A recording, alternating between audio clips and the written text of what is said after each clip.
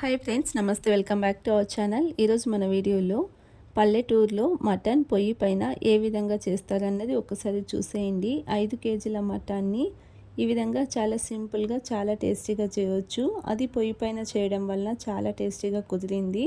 ఇక్కడ 5 కేజీల మటన్ను ఎలా తయారు చేసుకోవాలో ఇప్పుడు చూసేయండి. ముందుగా ఇక్కడ ఒక బౌల్ పెట్టుకుని 4 స్పూన్లు ఆయిల్ వేసుకుంటున్నారు, కొంచెం పెద్ద స్పూన్తో.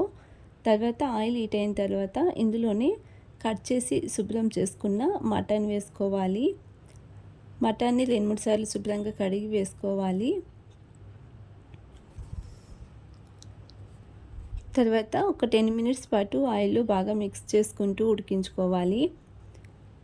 నెక్స్ట్ ఇందులోనే 1/2 టీ స్పూన్ పసుపును వేసుకుని పసుపులో మటన్ని ముందుగా బాగా ఉడికించుకోవాలి. మిక్స్ చేసుకుంటూ ఒక 10 మినిట్స్ పాటు ఉడికించుకోవాలి. మటన్ ఈ విధంగా ఉడికిన తర్వాత ఇందులోనే అల్లం, వెల్లుల్లి, అలాగే చెక్క, లవంగ, కొత్తిమీర ముందుగానే రుబ్బి తీసుకున్నారండి మసాలా. ఈ మసాలా వేసుకోవాలి. నెక్స్ట్ ఇందులోనే ఎండు కొబ్బరిని కూడా పేస్ట్ చేసి వేసుకుంటున్నారు. మరొకసారి మిక్స్ చేసుకుని గ్రేవీకి సరిపడా వాటర్ వేసుకోవాలి.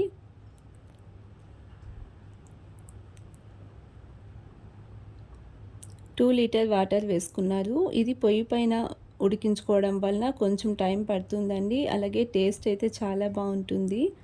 రుచికి సరిపడా సాల్ట్ వేసుకుని అలాగే ధనియాల పౌడర్ వేసుకుంటున్నారు 4 టీ స్పూన్స్. మిక్స్ చేసుకోవాలి. అలాగే ఒక 10 to 15 మినిట్స్ ఉడికించుకోవాలి. మటన్ బాగా ఉడికేంత వరకు ఉడికించుకొని నెక్స్ట్ ఇందులోనే రుచికి సరిపడా కారం వేసుకుంటున్నాను. కారం కూడా ఒక 4 టీ స్పూన్స్ వరకు కారం వేసుకుని మరొక 10 to 15 మినిట్స్ ఉడికించుకోవాలి. మటన్ చాలా సింపుల్గా ఈ విధంగా చేశారు, కానీ చాలా టేస్టీగా ఉంది.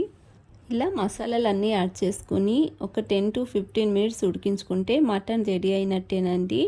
పొయ్యి పైన చేయడం వలన కొంచెం టైం పడుతుంది. ఒక 1/2 అవర్ టైం పట్టింది ఈ మటన్ చేయడానికి. చూసారు కదా, విలేజ్లో మటన్ పొయ్యి పైన ఏ విధంగా చేశారన్నది. అలాగే ఈ రెసిపీ నచ్చినట్లయితే ప్లీజ్ లైక్ చేయండి, షేర్ చేయండి. Thanks for watching the video.